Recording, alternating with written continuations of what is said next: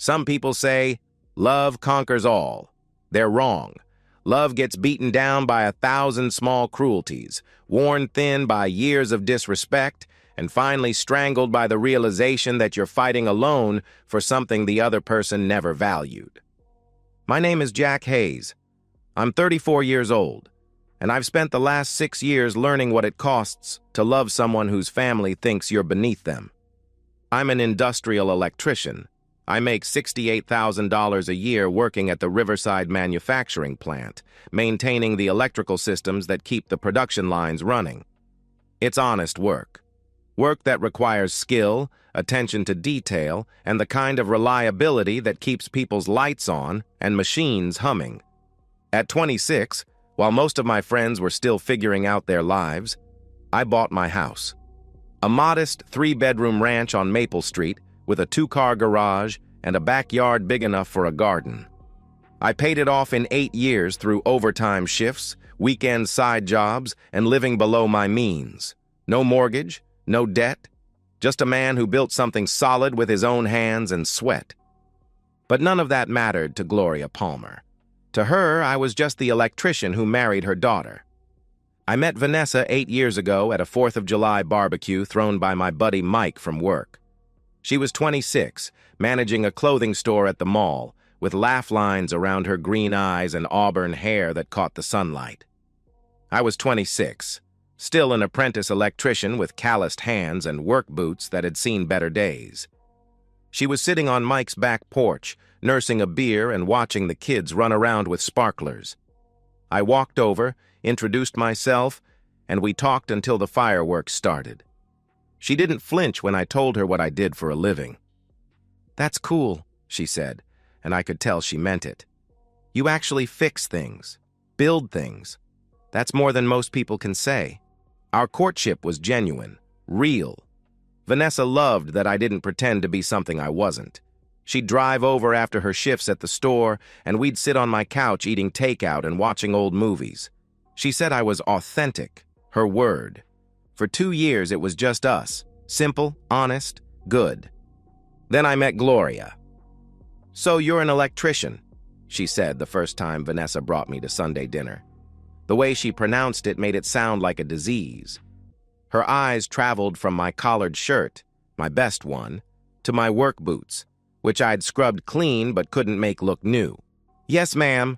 Industrial electrician at Riverside Manufacturing," I replied. "I see." She turned back to Vanessa.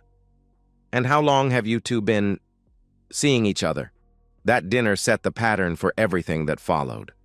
Gloria's tight smiles in wedding photos, her pointed comments about practical careers versus professional advancement, the way she'd steer dinner conversation toward Vanessa's brother Jason, the financial analyst, and his wife Kelly, the registered nurse.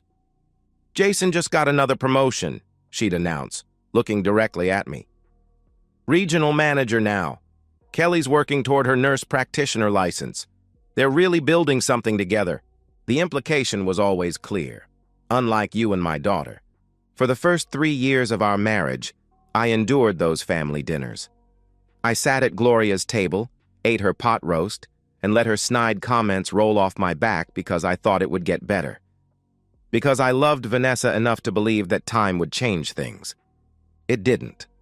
After 3 years of Gloria's passive-aggressive warfare, I stopped going to family events. Vanessa would drive to her parents' house alone while I stayed home, feeling both relieved and abandoned. She'd return with updates I didn't ask for and apologies I didn't want to hear. "She doesn't mean anything by it, Jack. That's just how she is," she would say. But I knew exactly what Gloria meant. Every word was calculated, designed to make me feel small, to remind me that in her eyes, her daughter had married down. 2 years into our marriage, Vanessa quit her job at the store. "I want to focus on our home," she explained. I supported her completely, financially and emotionally. I made enough for both of us, and seeing her happy mattered more than the extra income. But to Gloria, this was fresh ammunition. "She's financially dependent on a blue-collar worker," I overheard her tell her sister Diane during one Christmas gathering. It breaks my heart. Financial dependent, as if taking care of your wife was something shameful. By year 4, the pattern was cemented. Vanessa would visit her family solo. I'd work overtime, fix things around the house, and wait for her to come home with tension in her shoulders and guilt in her voice. The cycle repeated for 2 more years, until last month, when Vanessa approached me about Thanksgiving with hope in her eyes and desperation in her voice. My mom's changed, Jack. I know how that sounds, but she has. She wants to bury the hatchet. She specifically asked me to invite you, she said. I looked at my wife, really looked at her. At 34, Vanessa was still beautiful, but 6 years of navigating between her husband and her mother had worn lines around her eyes. She wanted this to work, needed it to work. One more chance, I said. But this is it, Vanessa. If she starts her usual routine, I'm done. She won't, Vanessa promised. She's ready to move forward. I should have trusted my gut, because the moment I walked through that door, I knew. Gloria hadn't changed at all. She'd just been sharpening her knives. Thanksgiving morning arrived gray and cold as I pulled my truck into the Palmer driveway. Their house stood before us like a monument to suburban success. 2 stories of brick and vinyl siding, professional landscaping, and a 3-car garage. Vanessa had been quiet during the 20-minute drive, occasionally reaching over to adjust my collar. Nervous grooming. She wanted this to go well so badly I could feel it radiating off her. Remember what we talked about, she said as I killed the engine. Clean slate, fresh start. Howard Palmer answered the door. Vanessa's father, a man who'd perfected the art of passive existence in a house ruled by his wife's opinions. He was 62, soft around the middle, with the perpetually tired expression of someone who'd stopped fighting battles long ago. Jack, good to see you. His handshake was firm but brief. Come in. Gloria's in the kitchen. The dining room table was set for 7. Gloria and Howard, Jason and his wife Kelly, Gloria's sister Diane, and us. The good china was out, crystal glasses catching the light from the chandelier overhead. Jason appeared from the living room, beer in hand, wearing a smile that seemed genuine enough. Glad you could make it. How's work treating you? Can't complain. Busy season with all the holiday shutdowns, I answered. Kelly emerged behind him, petite and blonde with polished appearance. Hi, Jack. It's been forever. She gave me a quick hug that felt obligatory but not unkind. Diane was already seated, Gloria's older sister who'd never married and seemed to live vicariously through her sister's family dramas. Then Gloria swept in from the kitchen, carrying a serving dish of green bean casserole. At 58, she'd maintained her figure through expensive gym memberships and sheer force of will. Her silver hair was styled perfectly, her makeup flawless. Jack, she said, her smile bright and cold as winter sunshine. How wonderful that you could join us. Thank you for having me, Gloria, I replied. Of course. Family is family, after all. The first 30 minutes passed smoothly enough. Howard carved while Gloria orchestrated the passing of dishes. The conversation stayed safely neutral. Weather, traffic, holiday shopping plans. I helped myself to turkey and stuffing, kept my mouth busy with food instead of words. Vanessa kept glancing at me, checking my temperature like I might explode without warning. But I was fine. Calm. If Gloria wanted to play nice, I could play along. Then, halfway through the meal, she started. So, Jack, Gloria said, delicately cutting her turkey into precise pieces. Still working at the plant? Yes, ma'am. Same position, but I've taken on more responsibilities. Training new apprentices, overseeing the maintenance schedule, I responded. Responsibilities. That's wonderful. She chewed thoughtfully. Any talk of promotions? Moving up in management, perhaps? Here we go. I'm happy where I am. Good pay, good benefits, and I enjoy the work. Oh, I'm sure you do, but surely you must think about advancement. She turned to Jason. Jason just made regional manager, didn't you, sweetheart? Tell Jack about the promotion. Jason shifted uncomfortably. Mom, I'm sure Jack doesn't want to— Nonsense, Gloria interrupted. It's good to share success stories. Jason's managing 12 branch offices now. Base salary of $95,000 plus bonuses. And Kelly just got accepted into the nurse practitioner program. That's great, I said. You should be proud. We are. So proud. Gloria's eyes fixed on mine. It's important to have goals, to keep pushing forward. I suppose it's all relative, though. What's considered good money in one profession might be adequate in another. The table fell silent except for the soft clink of silverware against china. Vanessa's fork had stopped moving. Jason was studying his plate. Howard reached for his wine glass. Mom, Vanessa said quietly. Please. What, dear? Gloria replied innocently. I'm just making conversation. It's wonderful that Jack is content with his position. She wasn't done. I was telling Mrs. Martin from church about you, Jack. When I told her you were an electrician, she said, "Oh, how nice. Those trade workers are so important." Trade workers. As if you were service personnel. My hands tightened around my fork. The people who keep the lights on and the machines running are pretty essential, Gloria. Of course. I didn't mean to imply otherwise, she said, though her tone suggested she meant exactly that. It's just that Vanessa is so bright, so capable. She could have married anyone, someone with real potential, someone who could provide her with the kind of life she deserves. The words hung in the air like smoke. Vanessa's face had gone pale. Jason was shaking his head slightly. Howard had given up pretending to eat. Real potential, I repeated slowly. Professional growth, advancement opportunities, the ability to provide more than just adequacy. Gloria's smile was sharp enough to cut glass. Vanessa is 34 now. She should be thinking about her future. Instead, she's dependent on a man who fixes wires for a living. Something inside me snapped. Not dramatically. Just a clean, quiet break, like a circuit overloading and shutting down.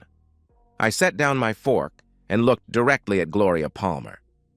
You want to talk about adequacy? My voice was calm, conversational. Let's talk about it. I stood up slowly, my chair scraping against the hardwood floor. I own my house outright. Bought it at 26, paid it off at 34. No mortgage, Gloria. No debt of any kind. How's your mortgage situation? After 30 years in this place, do you and Howard still owe the bank money? Gloria's mouth opened slightly, but no words came out. You want to talk about providing for your daughter? I've supported Vanessa completely for 4 years. She hasn't worked because she doesn't have to work. How much money do you bring into this household, Gloria? Jack, Vanessa started. I held up my hand without looking at her. I'm not finished. I leaned forward slightly, my voice dropping to barely above a whisper. You want to talk about character? I've sat at this table for 6 years listening to your passive-aggressive bullshit. I've endured your snide comments because I love your daughter. But you're a miserable, shallow woman who measures human worth by job titles and tax brackets. Gloria's face had turned red, her carefully composed mask finally slipping. How dare you? How dare I what? I interrupted. Tell the truth? Point out that you've spent 6 years trying to make me feel worthless because your daughter chose a man who actually loves her instead of a paycheck. I straightened up, looking around the table. You know what the difference is between me and the kind of man you think Vanessa should have married? I would never disrespect her the way you've disrespected me. Gloria's eyes filled with tears. Whether from rage or humiliation, I couldn't tell and didn't care. You sit in this house that your husband paid for, eating food bought with his money, and you judge me for being a working man. But at least I work, Gloria. At least I contribute something to the world besides bitterness and disappointment. The silence that followed was deafening. Gloria was crying openly now, her perfect makeup beginning to run. Howard sat frozen. Jason looked like he wanted to disappear. I turned to Vanessa, my wife of 6 years, the woman I'd loved enough to endure all of this for. I'm leaving, I said quietly. You coming? Vanessa's green eyes darted between me and her mother, who was now sobbing into her napkin while Diane awkwardly patted her shoulder. She chose her mother. "Jack, you need to apologize," she said. The words hit me like a physical blow. After everything, after 6 years of insults and undermining and disrespect, she wanted me to apologize. "She's been cruel to me for 6 years, Vanessa." "She's my mother, Jack," she replied. "And I'm your husband." We stared at each other across the ruins of Thanksgiving dinner, across the wreckage of our marriage. "If you don't apologize to my mother," Vanessa's voice was barely audible, "I can't go with you."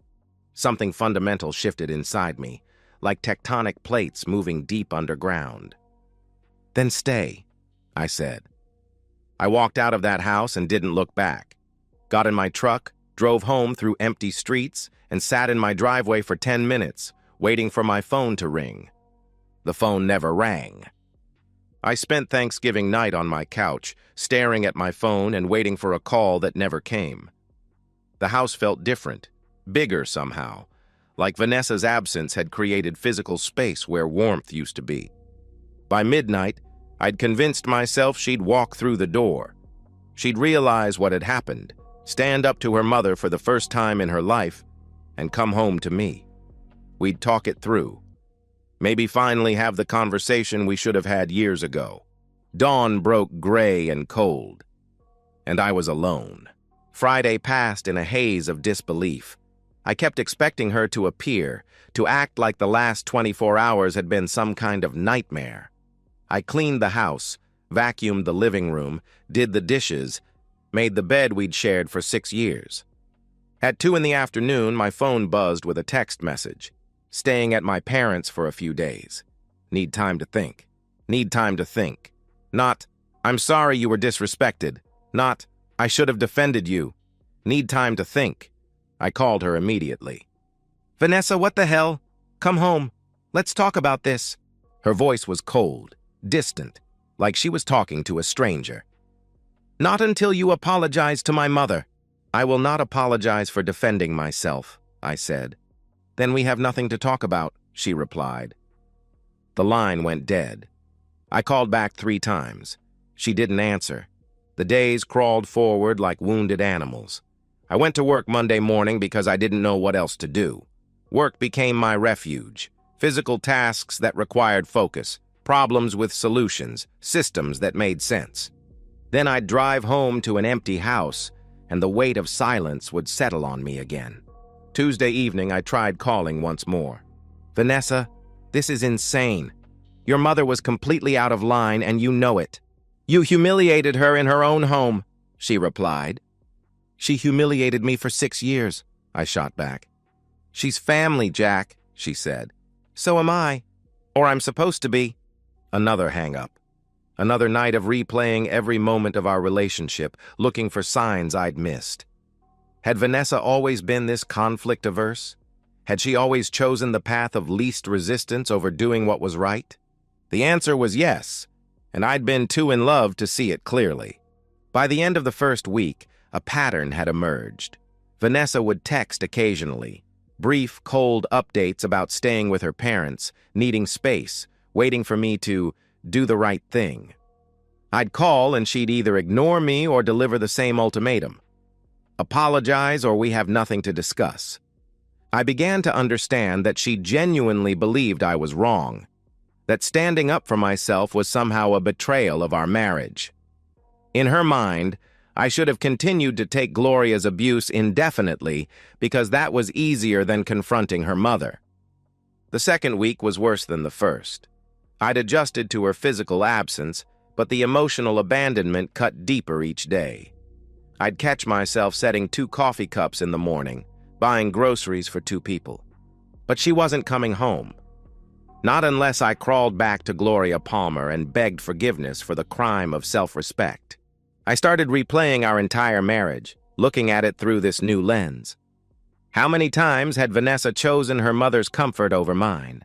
How many family events had I skipped to avoid Gloria's passive-aggressive warfare? The pattern was everywhere once I started looking. Vanessa was incapable of disappointing her mother. She'd rather sacrifice her husband's dignity, her marriage's foundation, our entire future together, than have one difficult conversation with Gloria Palmer. 3 weeks after Thanksgiving, I bought a book called Emotional Manipulation in Relationships. I read it cover to cover in one sitting, recognizing patterns I'd lived with for years. The subtle gaslighting, the guilt trips. Vanessa wasn't evil, she wasn't calculating, but she was weak. And her weakness had slowly eroded every boundary I'd tried to establish. I thought about couples therapy. Maybe if we had a neutral third party, we could work through this. But even as I considered it, I knew the truth. Nothing would change. Vanessa would sit in therapy and nod at the right moments. But the next time Gloria expressed disapproval, my wife would fold like origami. 4 weeks after Thanksgiving, I was sitting in my truck outside the plant after my shift ended, staring at another text from Vanessa. "My mom is really hurt, Jack. She just wants an apology. Is your pride really worth our marriage?" I read those words 3 times before something crystallized in my mind. She'd gotten it exactly backwards. Her mother's pride was what had started this, and Vanessa's unwillingness to demand that apology was what was ending it. I drove to the office of attorney Patricia Cole that afternoon. Patricia was in her 50s, with steel gray hair and the kind of direct gaze that suggested she'd seen every variation of human stupidity the legal system had to offer. "Tell me what's going on," she said. I explained the whole situation. 6 years of disrespect, a wife who wouldn't defend me, a month-long abandonment because I finally stood up for myself. Patricia listened without interruption. When I finished, she was quiet for a long moment. "How long has she been gone?" she asked. 4 weeks. "Any communication about coming home?" "Only demands that I apologize to her mother." Patricia nodded slowly. "In Virginia, abandonment is grounds for divorce, but more importantly, you need to ask yourself if this marriage is worth saving. From what you've described, the fundamental problem isn't going to change." I sat in that office chair and felt something settle in my chest. Clarity, resolution, peace, maybe. "I want to file for divorce," I said. "The house?" she asked. "Mine before marriage." "Savings?" "Joint account. About 80,000. "This should be straightforward," she explained. "She'll get half the marital assets, the savings, but the house is yours. I'm sure." 1 week later, the papers were ready. I sent them to the Palmer house via certified mail, and then I waited for the explosion. The explosion came 48 hours later. I was replacing a faulty transformer when my phone started buzzing. The first call came at 2:17 p.m. on a Tuesday afternoon. Vanessa's name lit up my screen, but I let it go to voicemail. Then it rang again, and again. By the 4th call, Pete noticed my distraction. "Answer the damn phone, Hayes." I stepped outside into the December cold and called her back. "Jack, what the hell is this?" Vanessa's voice was shrill, panicked, nothing like the cold distance of the past month. "Divorce papers," I said calmly. "You're divorcing me?" she screamed. "Yes." Silence stretched between us, broken only by the distant hum of machinery and the sound of Vanessa's sharp breathing. "You can't be serious. Over an argument? Over one bad dinner?"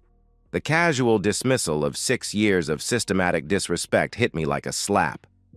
One bad dinner. As if the problem had started and ended with Thanksgiving. "It wasn't one bad dinner, Vanessa. It was 6 years of you choosing your mother over me.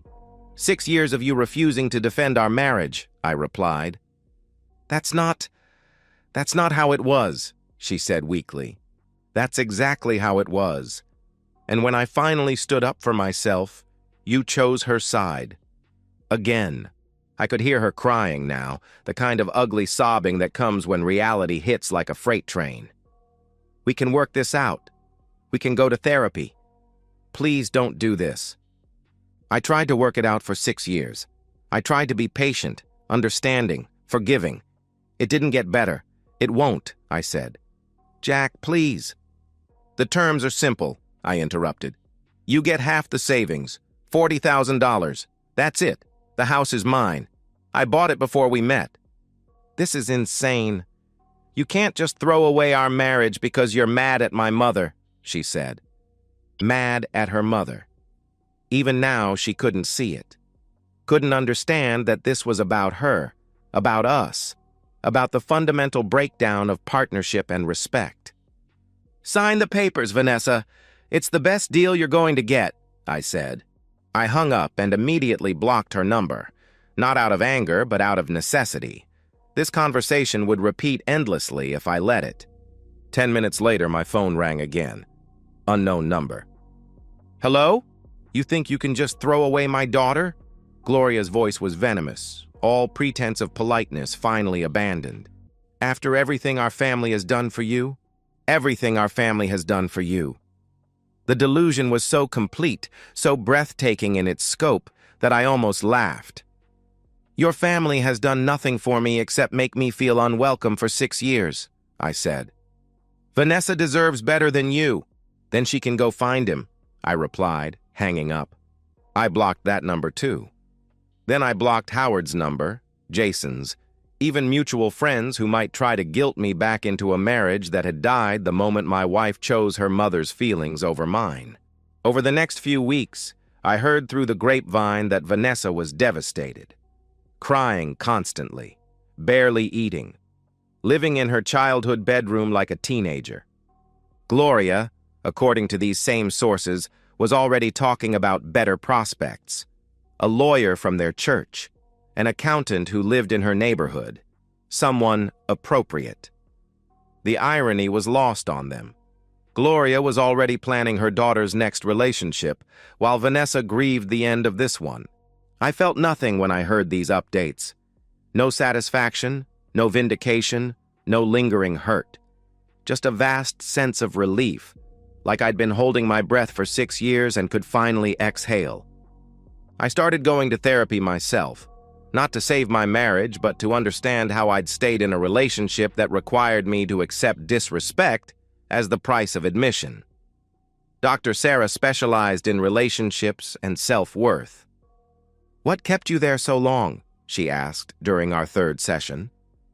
I thought love meant sacrificing for the other person, I answered. What about reciprocity? What was she sacrificing for you? I couldn't answer that question, because Vanessa had never sacrificed anything for our marriage. The sacrifice had always flowed in one direction. Healthy relationships require mutual respect, Dr. Sarah explained. When one person consistently prioritizes others over their partner, the relationship becomes unbalanced, unsustainable. The divorce was finalized on March 15th, 3.5 months after Thanksgiving. I signed the papers in Patricia Cole's office, transferred Vanessa's share of the savings to her personal account, and walked out into the spring sunshine a free man. That evening, I sat on my back porch with a beer and felt something I hadn't experienced in years. Peace. My phone had stopped ringing weeks earlier. The drama had ended, the chaos had settled, and what remained was simple, quiet, good. I owned my house. I enjoyed my work. I had friends who respected me. The papers were signed. The marriage was over. And for the first time in 6 years, I could breathe. 6 months after the divorce was finalized, I turned 35 in my own house, surrounded by friends who'd never questioned my worth or made me feel like I needed to apologize for who I was. The transformation hadn't been dramatic. There was no sudden enlightenment, no moment of triumphant revelation. Instead, it was like slowly recovering from a long illness, strength returning gradually, colors becoming brighter, sleep coming easier. I still work at Riverside Manufacturing, still fix the electrical systems that keep the production lines running. The difference is that I no longer apologize for what I do or feel defensive about earning an honest living with my hands. I've started dating casually. Nothing serious yet, but I'm open to it in ways I couldn't be while married to someone who required me to shrink myself to fit into her family's narrow vision. I bought new furniture for the house, painted the guest room, and adopted a dog, a German shepherd named Hank. My parents are proud of me. My father, a retired plumber, told me, "You stood up for yourself, son. That's all a man can do. I hear occasional updates about Vanessa through mutual acquaintances. She's still living with her parents at 35. Gloria has introduced her to several suitable men, professionals with the right credentials, but none have worked out. Vanessa seems lost, adrift. She'd spent 6 years married to a man who loved her completely, and she'd thrown it away rather than have one difficult conversation with her mother. I don't gloat about her situation. I don't feel vindicated. Mostly, I feel nothing at all, which is probably the healthiest response. I've learned that you can't build a life with someone who won't defend you. Love isn't enough if respect isn't part of the foundation. Sometimes the most loving thing you can do is walk away from someone who will never choose you. This morning, I woke up in my own bed, in my own house, next to a dog who thinks I'm perfect exactly as I am. I made coffee for one person, read the news without anxiety, and drove to work knowing that everyone there values what I contribute. If you're reading this and you're in a relationship where your partner won't stand up for you, where you're consistently disrespected and dismissed, leave. Choose yourself. It won't be easy, but it will be worth it. I'm 35, divorced, debt-free, respected at my job, and for the first time in 6 years, I'm enough. And so, we've reached the end of today's story. Was it what you expected, or did it take a twist you didn't see coming? I'm curious to hear your thoughts. Share them in the comments below, and let's get a conversation going. If this story kept you hooked, make sure to hit that like button. And if you're new here or just haven't subscribed yet, now's the perfect time to join our community. I bring you fresh, captivating stories every day, so click that subscribe button and turn on notifications so you never miss out. Thanks for watching, and I'll see you in the next one. They say some people don't know what they have until it's gone. But my wife didn't just lose what she had. She handed it to someone who actually valued it. My name is Tyler Brennan.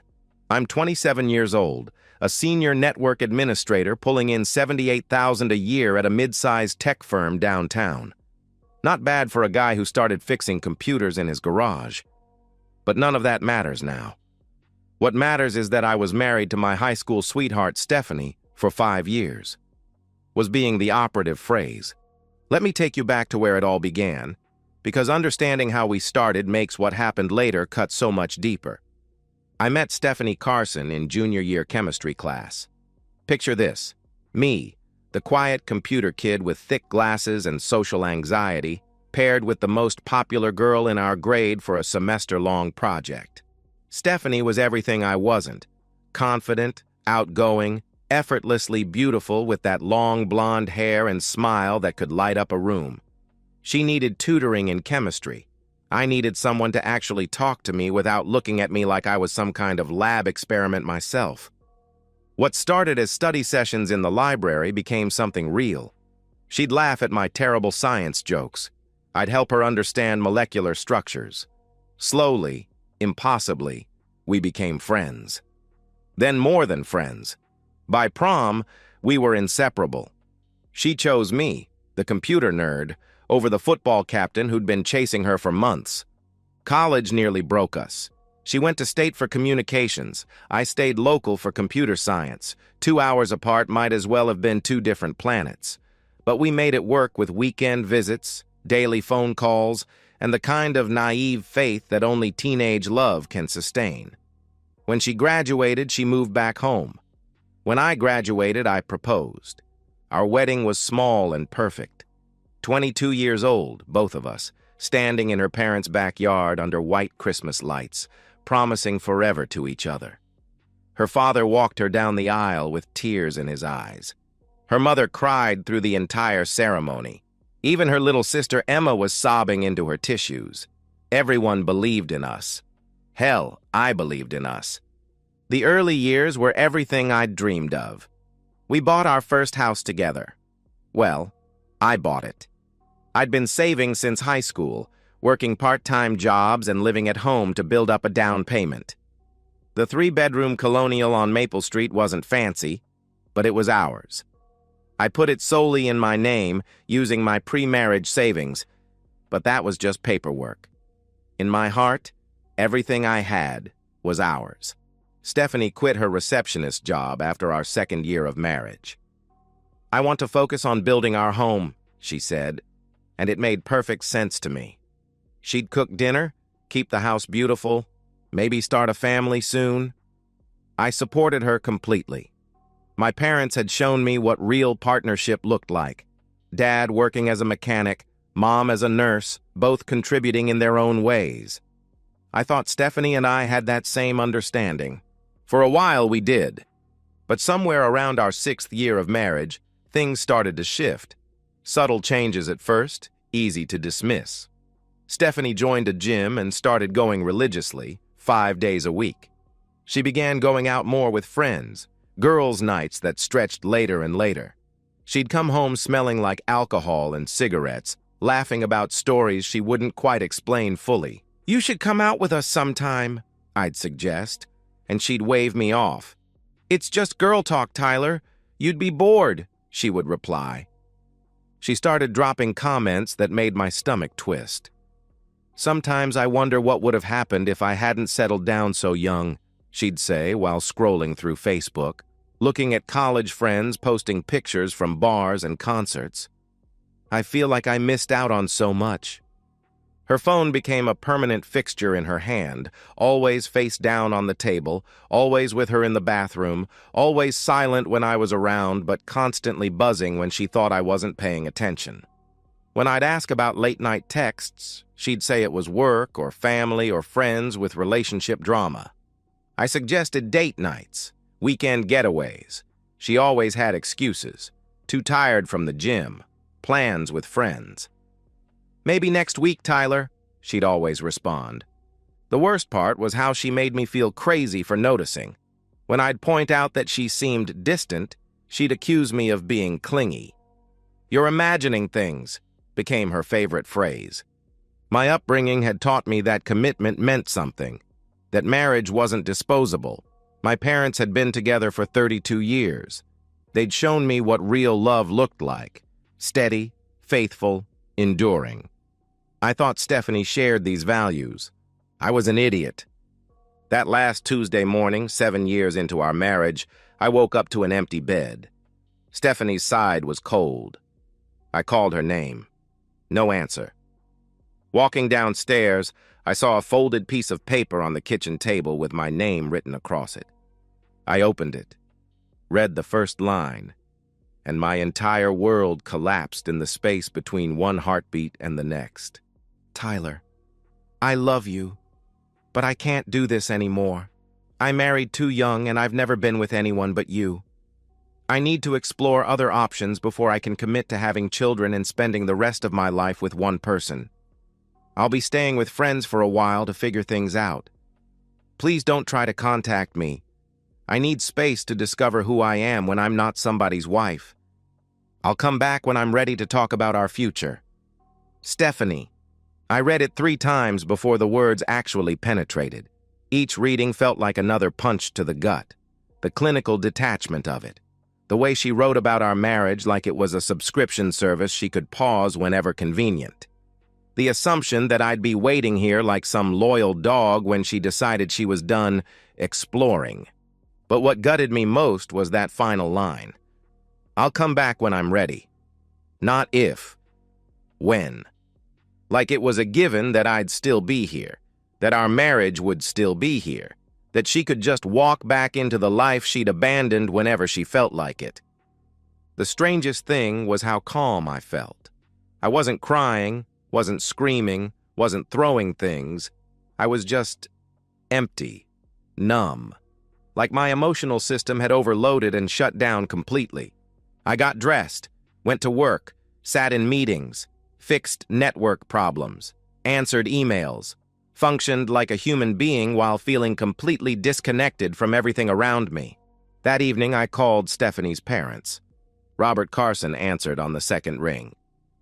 "Tyler, how are you, son?" He greeted me warmly. "Robert, I need to tell you something. Stephanie left this morning. She left a note saying she needs to explore being with other people before committing to our marriage," I explained. The silence stretched so long I thought the call had dropped. "What?" His voice was barely a whisper when he finally responded. She said she married too young and needs to see what else is out there before having kids with me, I continued. Jesus Christ, Tyler, I'm so sorry. I don't even know what to say, he replied, and I could hear him breathing heavily. Has she called you? Explained anything? He asked. No contact. The note said not to reach out to her, I answered. This is insane. Linda's going to lose her mind. Have you talked to Emma? He suggested. Emma, Stephanie's younger sister, 24 years old, a dental hygienist with her life together in ways Stephanie apparently didn't. Emma had always been sweet to me, always seemed to genuinely like me as a person, rather than just tolerating me as her sister's husband. Not yet. I wanted to call you first, I replied. Tyler, listen to me. You're family. Whatever happens between you and Stephanie, you're still family to us. This is not okay. What she's doing is not okay, he declared firmly. After hanging up, I stared at my phone for 10 minutes before calling Emma. Tyler? She sounded surprised when she answered. Is everything okay? She asked with concern. Not really. Stephanie left this morning. She left a note saying she needs to explore being with other men before committing to our marriage, I explained.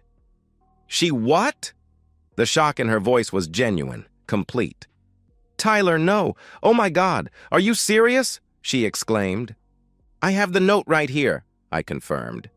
That's insane. That's not... God, I knew she was being weird lately, but I never thought... Her voice trailed off, then came back stronger. Are you okay? Do you need anything? Company? Food? I can come over, she offered immediately. You don't have to... I started to protest. I'm already getting my keys. Give me 20 minutes, she interrupted decisively.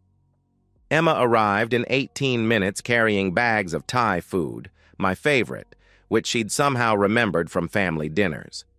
She took one look at me standing in the doorway and immediately wrapped me in a hug that lasted longer than was probably appropriate for a sister-in-law. But it was the first human warmth I'd felt all day. We sat on the couch, eating pad thai and trying to make sense of what Stephanie had done. I noticed she'd been restless, Emma admitted quietly. She kept complaining about settling down too young, about feeling like she'd missed out on her 20s. But Tyler, I told her she was being ridiculous. I told her you were a great guy and that she should appreciate what she had, she explained. You said that to her? I asked, surprised. Multiple times. She'd go on these rants about how all her single friends were having adventures and she was stuck playing house. I kept telling her that those friends were also lonely and dating losers, that what you two had was real, she replied with conviction. Over the following weeks, Emma became my lifeline. She checked in every day, sometimes just a text to make sure I was eating, sometimes showing up with dinner or inviting me out for coffee. She never made it feel like pity or obligation. It felt like genuine care from someone who actually wanted to spend time with me. We'd talk for hours, about work, about books, about our families, about everything except Stephanie, until one evening when Emma brought it up herself. Can I ask you something? Were you happy? Really happy, I mean. Before all this, she inquired gently. I thought about it honestly. The last year? No. I was trying to be happy. I was trying to make her happy. But she'd become someone I didn't recognize. Someone who seemed to resent everything about our life together, I answered truthfully. She did resent it.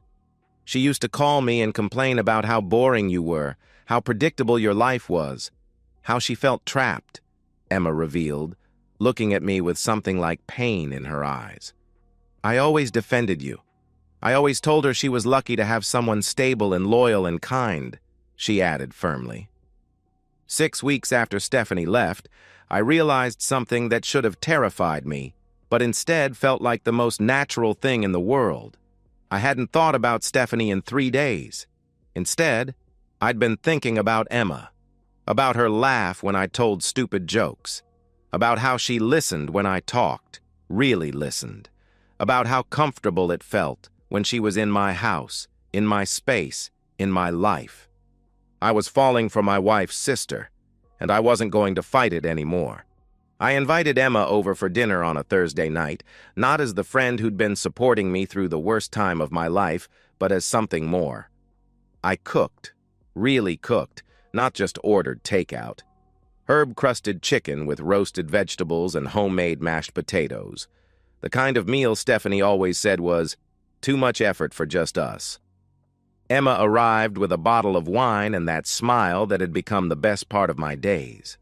She was wearing a blue sundress that brought out her eyes, and she'd done something different with her hair. For the first time since she'd been coming over, it felt like a date. "This smells amazing," she said, following me into the kitchen. "When did you learn to cook like this?" she asked admiringly. "I've always known how. Stephanie just never wanted me to bother," I replied. "Her loss," Emma responded, and something in the way she said it made my heart speed up. We ate at the dining room table instead of on the couch, with actual candles and the good china that hadn't been used in months. The conversation flowed easily. It always did with Emma. But there was an undercurrent tonight that we'd both been dancing around for weeks. "Emma," I said as we finished the main course, "I need to tell you something." She set down her fork, suddenly serious. "Okay," she replied quietly.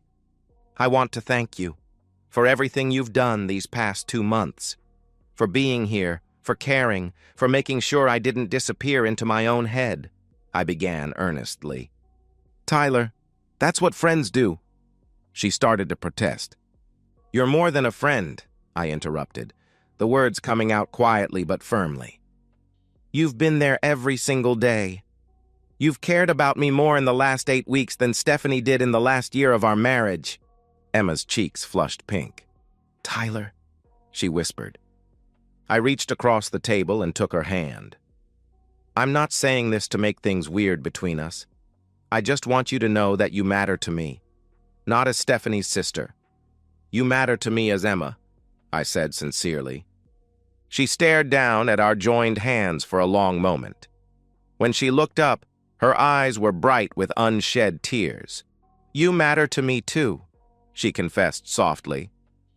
Over the next month, we spent almost every evening together. Sometimes at my house, sometimes at her apartment, sometimes just walking through the park or getting coffee downtown. One night, we went to see a movie, and when I drove her home, neither of us wanted the evening to end. We sat in her driveway talking until nearly midnight. When she finally reached for the door handle, I caught her hand. "Emma," I called softly. She turned to look at me, and I saw something in her eyes that made my breath catch. Permission. Hope. The same feeling that had been building between us for weeks. I kissed her. Soft at first, tentative, giving her every opportunity to pull away. Instead, she kissed me back with a sweetness that made my chest ache. When we finally broke apart, she rested her forehead against mine. "Is this wrong?" she whispered. "She left me," I said firmly. "She chose to walk away. I know, but she's my sister," she replied with uncertainty. "She made her choice, Emma. I'm making mine," I declared with conviction. Emma moved some belongings into the house gradually. Not a dramatic announcement, just small things that made sense. A toothbrush, some clothes for when she stayed over, her favorite coffee mug. It felt natural, organic, like she belonged there in ways Stephanie never quite had. While our relationship deepened, I was taking care of practical matters. The divorce attorney I consulted confirmed what I'd suspected. Since the house was solely in my name, purchased with my pre-marriage savings, Stephanie had no claim to it. With no children and Stephanie having contributed nothing financially for the past 3 years, the divorce would be straightforward. She abandoned the marriage, the lawyer explained professionally. Combined with her own written admission that she left to explore other options, she has no leverage here. I had the papers drawn up but didn't file them yet. I was waiting. I knew Stephanie would come back eventually, probably when her adventure got expensive or lonely or both. I wanted to be ready.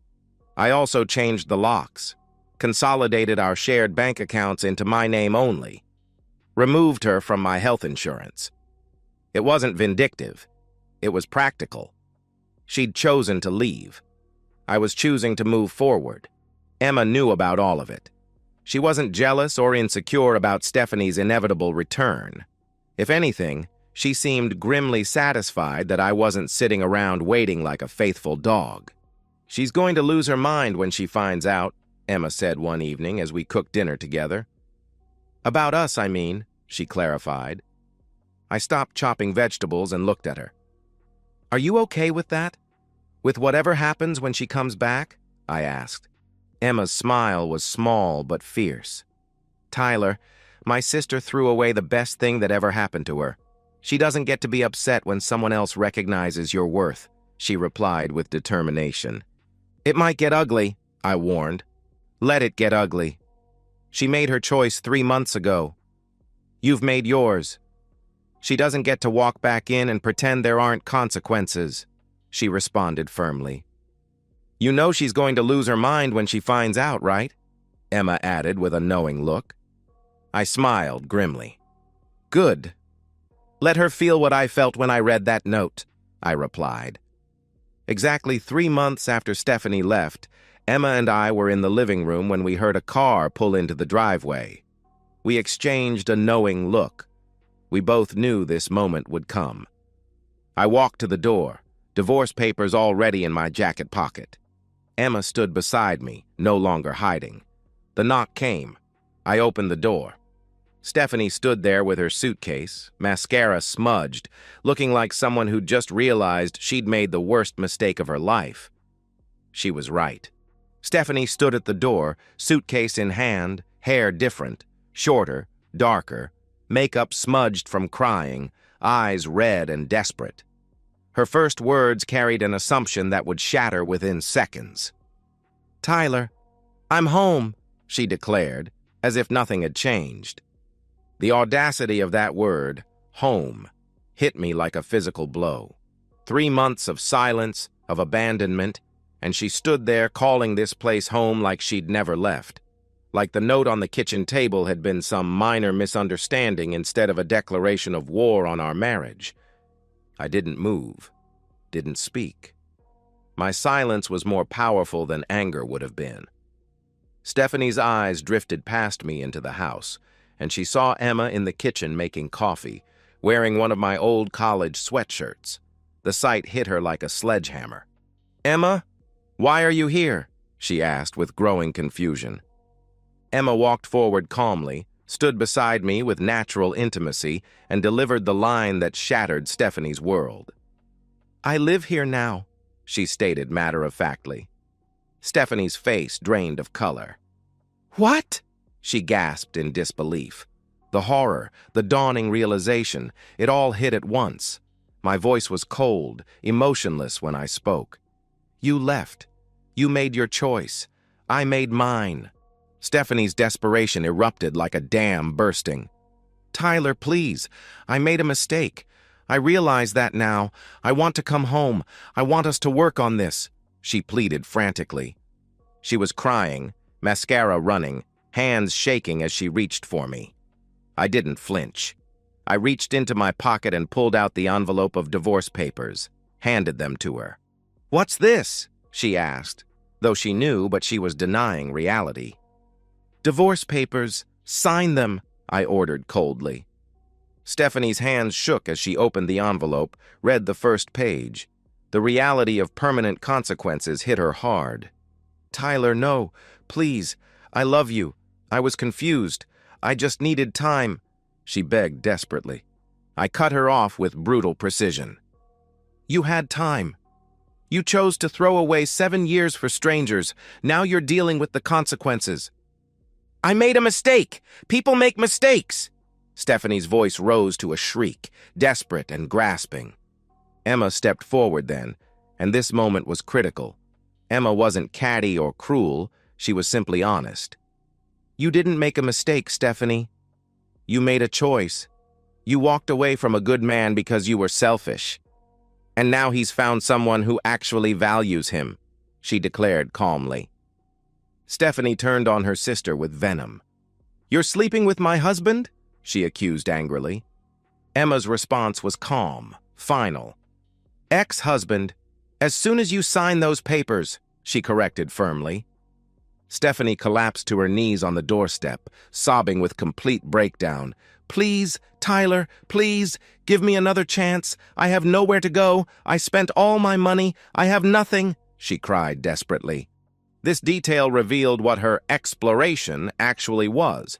Probably spending money on hotels, bars, dates with other men, attempting a lifestyle she couldn't afford. I looked down at her with no pity, no anger, just absolute finality. Sign the papers, leave them in the mailbox, don't come back, I commanded coldly. I closed the door. Inside, Emma squeezed my hand supportively.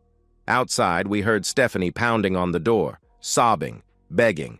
We didn't open it. I made coffee. Emma sat beside me. We waited in silence. After an hour, the pounding stopped. A car engine started. Stephanie left. 2 weeks later, signed divorce papers appeared in the mailbox. Stephanie signed everything. She had no leverage, no claim, nothing. My attorney confirmed it was finalized quickly due to the clean circumstances. No children, no shared property, no financial entanglement. Stephanie got absolutely nothing, but she wasn't done trying. 2 weeks after the divorce was final, Stephanie returned late at night. She was thinner, exhausted, desperate. She knocked. I opened the door with Emma behind me. Tyler, please, I need help. I need money. Just $1,000. I haven't eaten in days. I have nowhere to go, she begged pathetically. My response was the final nail. F off, Stephanie, I said with finality. Emma added without malice, just truth. Get a job, like the rest of us, she suggested simply. I closed the door again. We didn't open it again. Sometimes the best revenge isn't dramatic. It's just watching someone realize they threw away something irreplaceable, and that you're happier without them. 1 year ago today, I woke up to an empty bed and a note that destroyed everything I thought I knew about love, loyalty, and the woman I'd married. Today, I wake up to Emma's arm draped across my chest, her face peaceful in the morning light streaming through our bedroom window. Our bedroom, our house, our life. I'm 28 now. Emma and I have been married for 6 months. A small ceremony at the courthouse with just family and close friends. Real friends, the kind who knew what Stephanie had done and celebrated the fact that I'd found something better. Her parents were there, crying happy tears this time. Even Robert and Linda Carson, Stephanie's parents, were there, welcoming me back into their family with open arms. You were always the son we wanted, Robert told me at the small reception afterward. We just got confused about which daughter was smart enough to appreciate you, he admitted with regret. Work has been good to me. The promotion to network security lead came with a bump to $88,000 a year, plus better benefits. Emma still works as a dental hygienist at the practice downtown, and she loves it. We're partners in every sense of the word, financially, emotionally, practically. She contributes. She participates. She shows up. We've been renovating the house together, making it truly ours instead of a museum of my failed marriage. New paint, new furniture, new memories. The master bedroom where Stephanie used to complain about everything is now bright and warm, filled with Emma's laughter and our shared dreams. We're talking seriously about kids, something that feels natural and exciting with Emma, whereas with Stephanie it always felt like an obligation I was pushing for alone. Stephanie's trajectory has been exactly what you'd expect from someone who traded stability for novelty. She works 2 part-time jobs now, cashier at a grocery store and hostess at a chain restaurant on the weekends.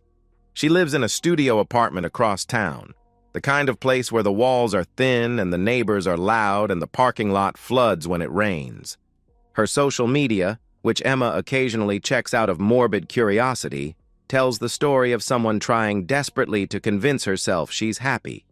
Photos of empty cocktails with captions about living my best life, selfies with forced smiles and expensive makeup she probably can't afford, posts about knowing your worth and not settling for less, The kind of empty empowerment slogans people use when they've realized they've settled for much, much less than what they had.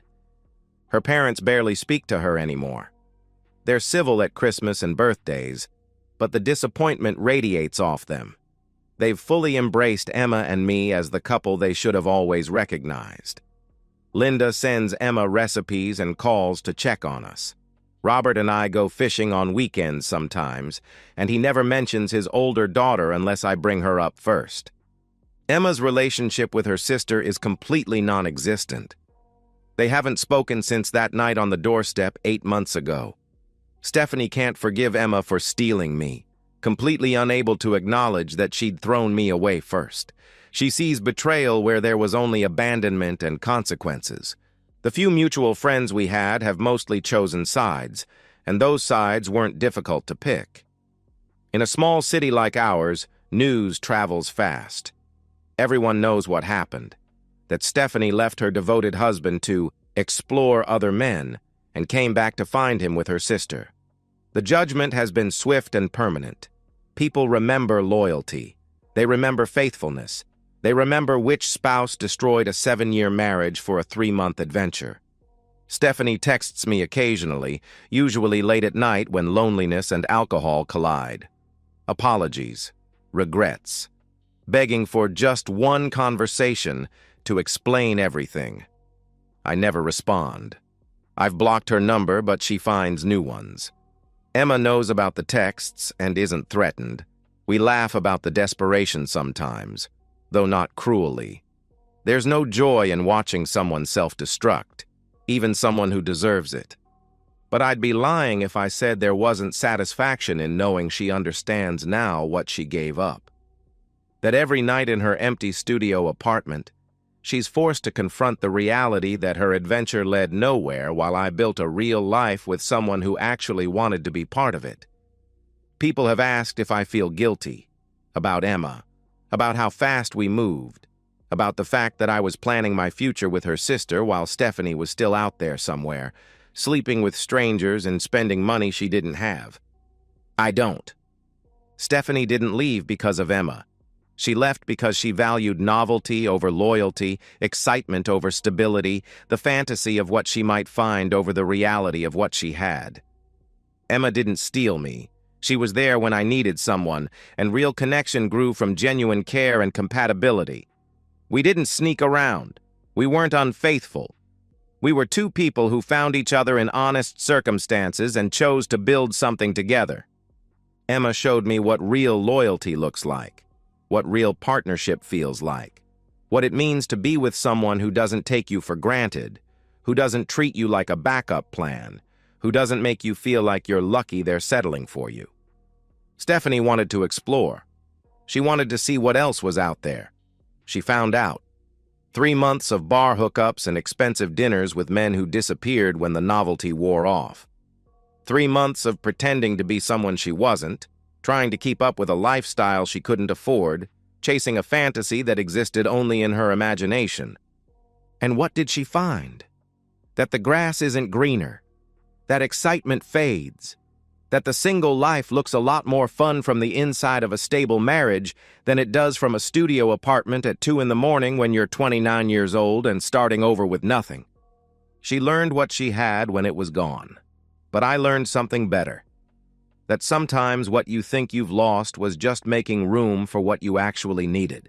To anyone reading this, anyone who might be going through something similar, don't wait for people who don't value you. Don't give second chances to people who chose to leave.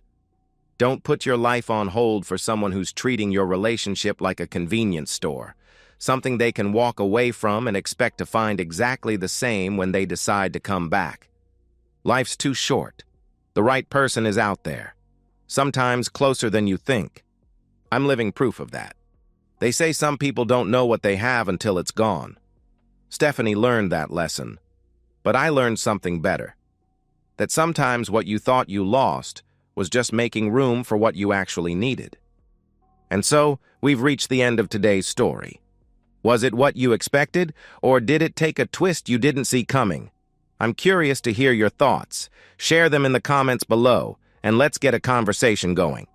If this story kept you hooked, make sure to hit that like button. And if you're new here or just haven't subscribed yet, now's the perfect time to join our community. I bring you fresh, captivating stories every day, so click that subscribe button and turn on notifications so you never miss out. Thanks for watching, and I'll see you in the next one.